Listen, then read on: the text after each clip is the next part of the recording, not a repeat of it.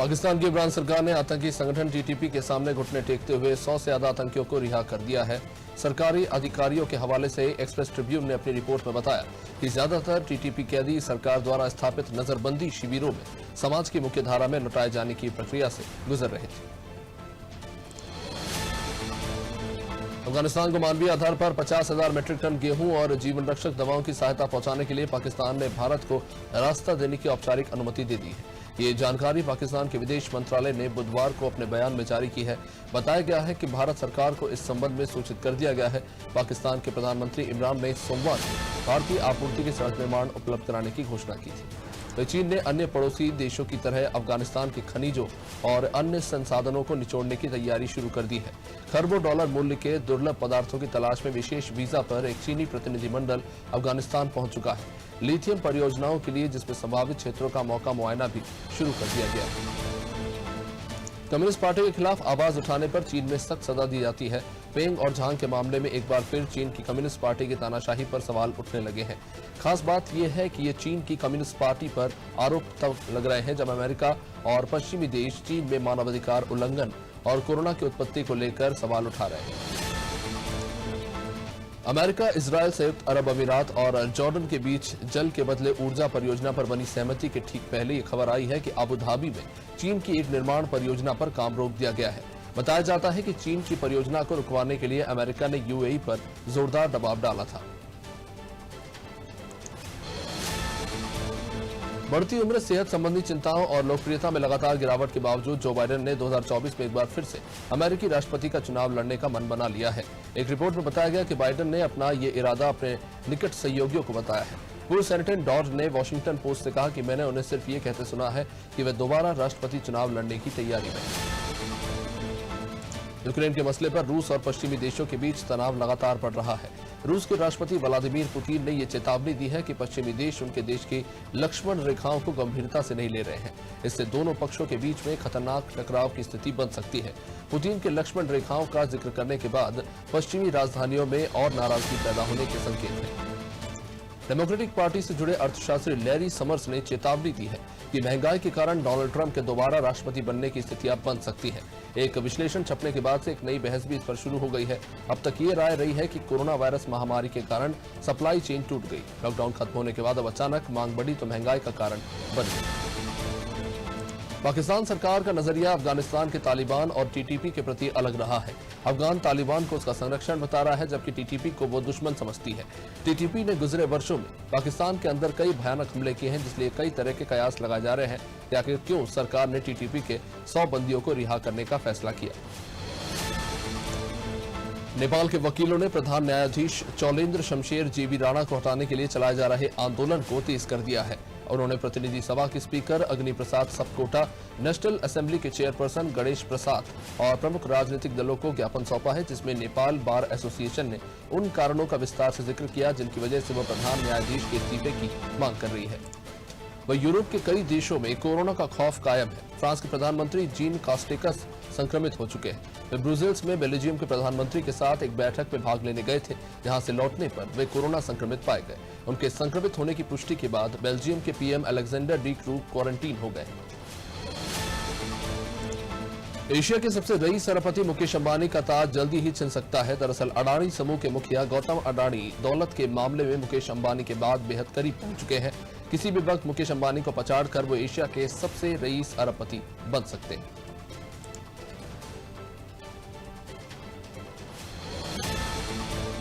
महाराष्ट्र के स्वास्थ्य मंत्री राजेश टोपे ने दिसंबर में राज्य में तीसरी कोरोना लहर आने की आशंका जताई है। हालांकि उन्होंने ये भी उम्मीद जताई है कि इसका असर मामूली होगा। उधर महाराष्ट्र के कांग्रेस विधायक दल ने सीएम उद्धव ठाकरे से यह आग्रह किया है कि वे कोरोना से मृत लोगों के आश्रितों को 1-1 लाख रुपए देने की घोषणा करें, ताकि केंद्र को मजबूर होकर अपने हिस्से से उन्हें 3-3 लाख और देने पड़े। जम्मू कश्मीर की ग्रीष्मकालीन राजधानी श्रीनगर में सुरक्षा बलों और आतंकियों के बीच मुठभेड़ हुई, जिसमें 3 आतंकियों को मार गिराने में सफलता हाथ लगी है। बताया जा रहा है कि मारे गए आतंकियों के शव बरामद कर लिए गए हैं, जिनमें से एक आतंकी की शिनाख्त TRF resistance front commander Mehran के रूप में हुई है। पंजाब के आदमपुर इलाके में 3 बदमाशों ने एक बुक डिपो में पेट्रोल छिड़ककर आग लगा दी। तीनों बदमाश में से 2 आग की चपेट में आ गए और तीसरा मौके से फरार हो गया। आग की चपेट में आने वाले एक बदमाश की झुलसने से मौत हो गई है, जबकि दूसरे को पुलिस ने हिरासत में लिया है।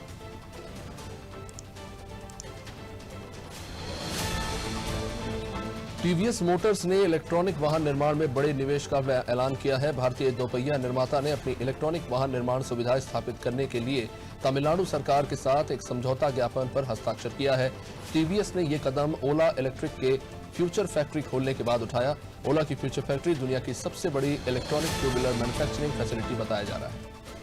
वहीं भारत में दिसंबर तक कोविड रोधी वैक्सीन स्पुतनिक लाइट लॉन्च की जा सकती है। रशियन डायरेक्ट इन्वेस्टमेंट फंड के सीईओ किरिल दिमित्रीव ने इसकी जानकारी दी है। रूस का दावा है कि स्पुतनिक लाइट लगाए जाने के पहले 3 महीने में कोरोना के डेल्टा वेरिएंट के खिलाफ 70% तक ये प्रभावी है। कोरोना के मामलों में लगातार हो रही कमी और भारत की वैक्सीन को दुनिया में कई देशों की तरफ से मान्यता दिए जाने के बाद सरकार जल्द से जल्द अंतर्राष्ट्रीय उड़ानों को सामान्य करने को लेकर गंभीर है। नागरिक विमानन सचिव राजीव बंसल ने कहा कि अगले महीने से अंतर्राष्ट्रीय उड़ानों के सामान्य हो जाने की पूरी उम्मीद है। कोरोना जांच की कम होती संख्या को लेकर चिंतित केंद्र सरकार ने राज्यों को आगाह किया। 13 राज्यों और केंद्र शासित प्रदेशों को पत्र लिखकर केंद्रीय स्वास्थ्य सचिव राजेश भूषण ने जांच खास करके आरटी-पीसीआर टेस्ट की संख्या बढ़ाने पर जोर दिया है। भूषण के अनुसार टेस्ट नहीं होने से कोरोना संक्रमण के असली खतरे का अंदाजा लगाना मुश्किल हो जाएगा। कोरोना महामारी के मामलों में कमी बरकरार है। पिछले 3 दिनों से 10,000 से कम नए मामले मिल रहे हैं। हालांकि 2 दिन पहले के मुकाबले पिछले 24 घंटे में कुछ ज्यादा यानी 9,283 नए मामले मिले हैं। इस दौरान 437 लोगों की जान गई।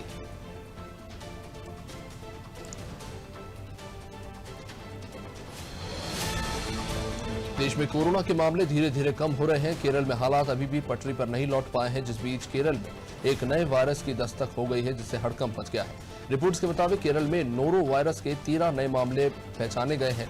नोरो वायरस के मामलों में बढ़ोतरी को देखते हुए कर्नाटक के सीमावर्ती जिलों और दक्षिणी कन्नड़ में अलर्ट कर दिया गया है। सुप्रीम कोर्ट में दिल्ली एनसीआर में बढ़ते वायु प्रदूषण के मामले पर बुधवार को सुनवाई हुई। कोर्ट ने केंद्र सरकार से कहा कि जब मौसम गंभीर होता है तो उपाय किए जाते हैं। वायु प्रदूषण को रोकने की कोशिश पहले ही की जानी चाहिए। सुप्रीम कोर्ट ने कहा कि वो वायु प्रदूषण मामले की सुनवाई बंद नहीं करेगी और फिलहाल इस पर अंतिम आदेश नहीं देगी। 1.5 साल से भी ज्यादा समय के बाद केटरिंग सर्विसेज फिर से शुरू होने जा रहे हैं। अब राजधानी, शताब्दी, दुरंतो, वंदे भारत, तेजस और गतिमान ट्रेनों में सफर कर रहे यात्रियों को कुक्ड मील की सुविधा मिल पाएगी। यात्रियों को दिसंबर से इस सुविधा का फायदा मिलना शुरू हो जाएगा। आईआरसीटीसी 50 ट्रेनों में दिसंबर से कुक्ड मील की सुविधा शुरू करने जा रही है। कर्नाटक के गडक जिले में कृषि विभाग के ज्वाइंट डायरेक्टर टीएस रुद्रशप्पा समेत राज्य के कुल 15 सरकारी अधिकारियों के कुल 60 ठिकानों पर बुधवार को भ्रष्टाचार निरोधक टीम एसीबी ने छापेमारी की। आय से अधिक संपत्ति के मामले में हुई इस कार्रवाई में बड़ी मात्रा में सोना, नकदी और संपत्ति के कागजात बरामद हुए। दक्षिण भारत में भारी बारिश के कारण जनजीवन बुरी तरह से प्रभावित है। मौसम विभाग ने पूर्वानुमान में जताया है कि गुरुवार और शुक्रवार को केरल और माहे में भारी बारिश हो सकती है। तमिलनाडु, पुडुचेरी और कर्नाटक में भी बारिश के आसार है। आईएमडी ने मछुआरों को भी सतर्क किया है कि वे इन इलाकों में अगले 2 दिनों तक न जाएं। मौसम विज्ञान केंद्रों में 12 से अधिक जिलों में भारी बारिश की संभावना जताई है। भोपाल में आज से नेशनल राइफल शूटिंग चैंपियनशिप शुरू हो रही है। इस चैंपियनशिप में टोक्यो ओलंपिक में निशाना साधने वाले 8 राइफल शूटर समेत देश भर के 3,524 शूटर शामिल होंगे। इनमें 6 अर्जुन अवार्डी और 10 ओलंपिक खेल चुके निशानेबाज भी शामिल हैं। इनर व्हील क्लब 304 की मंडल अध्यक्ष प्रज्ञा पारिक आष्टा पहुंची, जहां उनका भव्य स्वागत किया गया। प्रज्ञा पारिक ने अपने उद्बोधन में कहा कि पानी की बचत करने और विभिन्न प्राकृतिक जल स्रोतों की सुरक्षा एवं सफाई के लिए प्रयास करें। साथ ही उन्होंने क्लब के प्रोजेक्ट्स की भी सराहना की है और आगे के प्रोजेक्ट्स के बारे में बताया। पावर लिफ्टिंग में गोल्ड मेडलिस्ट याशी यादव का भी सम्मान किया गया। वहीं देवास में सिविल लाइन चौराहा स्थित पेट्रोल पंप पर ऑटो रिक्शा और अन्य वाहन की चेकिंग की गई। इस मौके पर नगर निगम, महिला बाल विकास एवं खाद्य विभाग की टीम ने वाहन चालकों के वैक्सीनेशन सर्टिफिकेट भी चेक किए। इस दौरान वैक्सीन के डोज कंप्लीट नहीं होने पर वैक्सीन लगाई गई।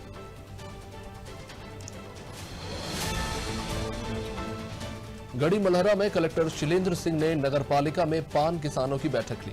पान किसानों को लाभ पहुंचाने के उद्देश्य से ईपीओ का गठन किया गया है, जिसके माध्यम से किसानों को फर्टिलाइजर और खाद और कीटनाशक जैसी तमाम चीजें सरलता से उपलब्ध हो सके। सभी को विभिन्न योजनाओं के माध्यम से काम करने और बिचौलियों के माध्यम से पान ना बेचने की सलाह दी। वहीं घटिया थाना पुलिस ने ग्राम बांधका में हुए ब्लाइंड मर्डर का 24 घंटे के अंदर खुलासा कर दिया। पुलिस ने बताया कि छोटे भाई ने ही नौकर के साथ मिलकर इस पूरी घटना को अंजाम दिया था। मृतक शराब पीकर घर वालों को परेशान करता था, जिससे तंग आकर छोटे भाई ने खेत पर काम करने वाले नौकर के साथ मिलकर अपने बड़े भाई की हत्या कर दी। खरगोन के महेश्वर मंडलेश्वर को स्वच्छता सर्वेक्षण में बड़ी सफलता मिली है। अखिल भारतीय स्तर पर सर्वेक्षण की तुलना में बड़ी छलांग लगाते हुए 128वीं पोजीशन हासिल की है, तो वहीं राज्य स्तर पर नगर को 50वें पायदान पर रखा गया है। इस उपलब्धि के लिए नगर परिषद द्वारा अधिकारी, कर्मचारी और स्वयंसेवी संगठनों का सम्मान किया गया। सागर कलेक्टर दीपक आर्य ने खुले में कृषि यंत्रों के निर्माताओं के साथ बैठक की। सरदार वल्लभ भाई पटेल ऑडिटोरियम में हुई इस बैठक में निर्यात की संभावना और निर्यात क्षमता बढ़ाने पर चर्चा की गई। कलेक्टर सागर की अध्यक्षता में जिला निर्यात प्रोत्साहन समिति की ये पहली बैठक थी। बैठक में कृषि यंत्र के निर्माताओं ने अपनी समस्याएं कलेक्टर को बताई। कलेक्टर दीपक आर्य ने कहा कि प्रशासन कृषि यंत्र निर्माताओं को सहयोग करेगा। सागर के बंडा में 70 बेड वाला सिविल अस्पताल बनने जा रहा है। बुधवार को भोपाल की एक टीम सिविल अस्पताल के लिए प्रस्तावित भूमि का अवलोकन करने पहुंची। इस दौरान टीम ने उपयंत्री को कुछ दिशा निर्देश भी दिए। उपयंत्री आदित्य गौतम ने जानकारी देते हुए बताया कि सिविल अस्पताल के लिए आवंटित भूमि का भोपाल से आई टीम ने सर्वे किया है। वहीं हरदा जिले के टिमरनी ब्लॉक में बुधवार को अखिल भारतीय कांग्रेस कमेटी के निर्देश पर जन जागरण अभियान चलाया गया, जिसमें केंद्र और राज्य की बीजेपी सरकार की नीतियों के खिलाफ जनता को जागरूक किया गया। इस दौरान जनता से 10 सवालों के जवाब लिए गए, जिसमें मोदी सरकार में बढ़ती महंगाई को लेकर जनता से जवाब मांगा गया। जन जागरण रैली के दौरान हरदा के पूर्व विधायक कृषि मंत्री कमल पटेल पर भी निशाना साधा गया। वहीं इंदौर जिले के प्रभारी और प्रदेश के गृह मंत्री डॉक्टर नरोत्तम मिश्रा अम्बेडकर नगर पहुंचे, जहां पाताल पानी में अमर क्रांतिकारी टांटे अभील के बलिदान दिवस पर आयोजित होने वाले स्मृति समारोह की तैयारियों को लेकर उन्होंने समीक्षा बैठक की। इस बैठक में क्षेत्रीय सांसद शंकर लालवानी के साथ संभागायुक्त डॉक्टर पवन कुमार शर्मा भी शामिल रहे। मध्य प्रदेश के नगरीय प्रशासन मंत्री भूपेंद्र सिंह ने बीजेपी की बैठक को लेकर कहा कि 26 नवंबर को प्रदेश कार्य समिति की बैठक होगी, जिसमें नए कार्यक्रम क्षेत्र में विकास को लेकर चर्चा की जाएगी। कमलनाथ के आदिवासी युवा गुमराह होता है और इस मामले को लेकर उन्होंने कहा कि कांग्रेस के पास कोई योजना नहीं है, केवल 4 लोगों को बैठाकर योजना बन जाती है। पूर्व प्रदेश अध्यक्ष पूर्व केंद्रीय मंत्री अरुण यादव प्रदेश के पूर्व वित्त मंत्री और भाजपा के कद्दावर नेता जयंत मलैया से मिलने उनके घर पहुंचे। यहां मलैया के बेटे सिद्धार्थ मलैया ने उनका और उनके साथियों का गर्मजोशी के साथ स्वागत किया। अरुण यादव और सिद्धार्थ मलैया के बीच लंबी बातचीत हुई और इस मुलाकात ने सियासी गलियारों में हलचल मचा दी। बालोदाबाजार के कसडोल थाना क्षेत्र के सरबा गांव में गौ हत्या करने का मामला सामने आया है। शनिवार को राम सागर के घर के पीछे गाय का कटा हुआ सर मिला था। जानकारी मिलने के बाद भारतीय जनता पार्टी युवा मोर्चा के कार्यकर्ता वहां पहुंचे और मामले को गंभीरता से लेते हुए भाजयुमो के कार्यकर्ताओं ने कसडोल थाना प्रभारी को ज्ञापन दिया और आरोपियों के खिलाफ कार्रवाई की मांग की। बालोदाबाजार के कसडोल अंतर्गत आने वाले सोना खान गांव में हर साल की तरह इस साल भी 10 दिसंबर को शहीद वीर नारायण सिंह का शहादत दिवस मनाया जाएगा, लेकिन इस साल आदिवासी समाज समिति के क्रियान्वयन का अधिकार हटा दिया गया है। जानकारी मिली है कि 2019-20 समिति के सदस्यों ने राशि का बंदरबाट किया था, जिसकी वजह से शहादत दिवस के क्रियान्वयन का अधिकार हटा लिया गया है। छत्तीसगढ़ के खाद्य नागरिक आपूर्ति मंत्री अमरजीत भगत एक दिवसीय दौरे पर राजनांदगांव पहुंचे, जहां उन्होंने छुई खदान विकासखंड के ग्राम ठाकुर में नवीन धान उपार्जन केंद्र का शुभारंभ किया। खास अवसर पर मंत्री अमरजीत भगत ने ग्राम ठाकुर टोला में छात्रावास खोलने की भी घोषणा की। कार्यक्रम में मंत्री अमरजीत भगत ने किसानों को मशरूम बीज और स्व सहायता समूह की महिलाओं को साड़ियां भी दी। राजनांदगांव के मानपुर ब्लॉक के गोदावरी पावर एंड इस्पात आयरन खदान के श्रमिकों ने आज प्रेस कॉन्फ्रेंस की, जिस दौरान श्रमिकों ने खदान प्रबंधक और क्षेत्रीय विधायक मोहला मानपुर इंद्रशाह मंडावी पर कई गंभीर आरोप लगाए। डेमोक्रेटिक खदान श्रमिक संघ के पदाधिकारियों ने कहा कि खदान प्रबंधक गैर कानूनी तरीके से खदान का संचालन कर रहे हैं। राज्य सरकार प्रदेशवासियों के लिए योजनाएं बना रही है, लेकिन प्रशासनिक अधिकारियों की लापरवाही के कारण योजनाएं ग्रामीण क्षेत्रों तक नहीं पहुंच रही। गरियाबंद के मेनपुर ब्लॉक की ग्राम पंचायत छोटे गोबर में महात्मा गांधी रोजगार गारंटी के अंतर्गत 3 रपटा निर्माण कराए जाने थे, लेकिन 1 साल बीतने के बाद में निर्माण कार्य शुरू नहीं किया गया। जांजगीर के नरियारा शराब दुकान के गार्ड की हत्या का मामला सुर्खियों में है। बुधवार को मृतक के परिजनों ने चक्का जाम कर दिया, जिसके बाद पुलिस प्रशासन मौके पर पहुंची। प्रशासन ने मृतक की पत्नी को 5 लाख नौकरी और 11,000 रुपए वेतन के साथ हर महीने 5,000 रुपए पेंशन और बच्चों को निःशुल्क शिक्षा का लिखित आश्वासन दिया। राजनांदगांव में chamber of commerce and industries of confederation of all India traders के पदाधिकारियों ने संयुक्त रूप से जय स्तंभ चौक पर धरना प्रदर्शन किया। चैंबर ऑफ कॉमर्स की मांग है कि अमेजन के हालिया मामले में कंपनी के संबंधित अधिकारियों को तुरंत गिरफ्तार किया जाए और पुलवामा के मामले में अमेजन पर देशद्रोह का मुकदमा दर्ज किया जाए। लखीमपुर खीरी में ट्रक के टायर फट जाने से ट्रक अनियंत्रित होकर पुल के डिवाइडर से जा टकराई और पानी में गिर गई, जिसमें दोनों ड्राइवर अभी तक ट्रक के अंदर ही फंसे हुए बताए जा रहे हैं। ट्रक के क्लीनर ने किसी तरीके से खिड़की से कूदकर अपनी जान बचा ली। इसे धरोहरा सीएससी भेजा गया है, जहां पर उसकी हालत नाजुक है। ललितपुर में यातायात माह के अंतर्गत तालबेहट में यातायात जागरूकता कार्यक्रम का शुभारंभ हुआ। पुलिस अधीक्षक निखिल पाठक ने सड़क सुरक्षा और जीवन रक्षा के स्लोगन के साथ दीप प्रज्वलित कर कार्यक्रम का शुभारंभ किया, जिस दौरान यातायात जागरूकता वाहन को हरी झंडी दिखाकर रवाना किया गया।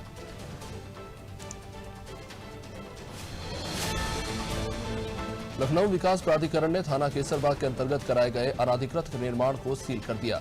उपाध्यक्ष अक्षय त्रिपाठी के आदेश के अनुपालन में प्रवर्तन जोन 6 की टीम ने कार्रवाई को अंजाम दिया। इंजीनियर कुमार त्यागी, अपर अभियंता तथा सहायक अभियंता सहित पुलिस बल के सहयोग से अवैध निर्माण की सीलिंग की कार्रवाई की गई। बिजनौर में लेक्चरर डॉक्टर प्रिया शर्मा की हत्या में पुलिस ने हत्या के आरोपी पति को गिरफ्तार कर लिया।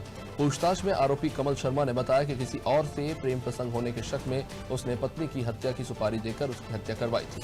पुलिस हत्याकांड में अब तक 2 शूटरों सहित 5 आरोपियों को गिरफ्तार किया गया है। कमल शर्मा पर 25,000 रुपए का इनाम भी घोषित था। झांसी जिले में खाद की कमी से किसानों को खासी परेशानी हो रही है। किसानों का कहना है कि अगर उन्हें खाद समय पर नहीं मिला तो वह फसल की बुआई से वंचित हो जाएंगे। इस संबंध में उत्तर प्रदेश किसान कांग्रेस के प्रदेश अध्यक्ष शिवनारायण सिंह परिहार ने सरकार की व्यवस्थाओं पर सवाल उठाए।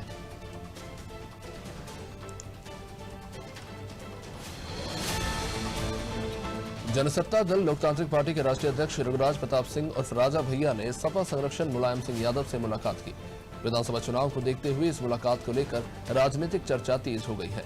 कयास लगाए जा रहे हैं कि आगामी चुनाव के लिए राजा भैया की जनसत्ता दल लोकतांत्रिक पार्टी का सपा के साथ गठबंधन हो सकता है। हालांकि राजा भैया ने इस पर कुछ भी बोलने से इनकार कर दिया।